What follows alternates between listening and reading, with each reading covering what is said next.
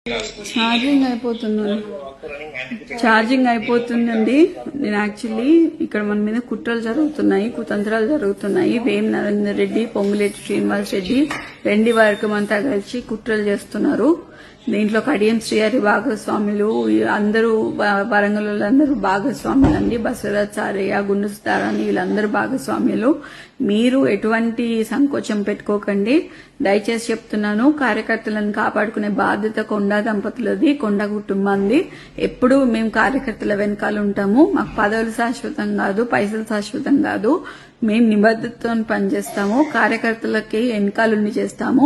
మీరు దయచేసి మీ మనోధైర్యాన్ని కోల్పోకుండా మాకు మనోధైర్యాన్ని ఇవ్వాలని మనస్ఫూర్తిగా కోరుకుంటున్నాను. నేను మళ్ళీ లైవ్ లోకి వస్తానండి. ఇక్కడ చాలా అల్లరిగా ఉంది. చుట్టూ మొత్తం పోలీసుల ప్రహారీలో నేను ఉన్నాను. నేను ఇంట్లో ఒక్కదాన్నే ఉన్నాను. ఇప్పుడు అమ్మ కూడా లేదు, నాన్న లేడు, ఇక్కడ అమ్మ లేదు. నేను ఒక్కదాన్నే ఇంత పెద్ద ఇంట్లో ఒక పోలీసుల ప్రహారీ మధ్యలో ఉన్నాను. మేమేం తప్పు చేశామనేది కూడా తెలియట్లేదు. అసలు ఇంత కక్ష కట్టి బీసీ లీడర్లని మమ్మల్ని ఎందుకు ఇలా చేస్తున్నారు అనేది తెలియట్లేదు. మేం ఫైటర్స్, మీ అందరికీ తెలుసు. నేను ఎట్లాంటి ఫైటర్నో మీ అందరికీ తెలుసు. నేను ఈ సిచ్యువేషన్ ని డెఫినెట్లీ ఫైట్ చేస్తా. ఎందుకంటే చిన్నప్పటి నుంచి నేను ఫైట్ చేసి ఉన్నా. ఇవాళ కూడా నేను ఇంట్లోనే ఫైట్ చేస్తా. ఇవాళ కూడా ఎంతమంది పోలీసు వాళ్ళు వచ్చినా కూడా నన్ను ఎవరేం బీకలేరు, ఏం చేయలేరు. నేను ఇక్కడనే ఉంటా.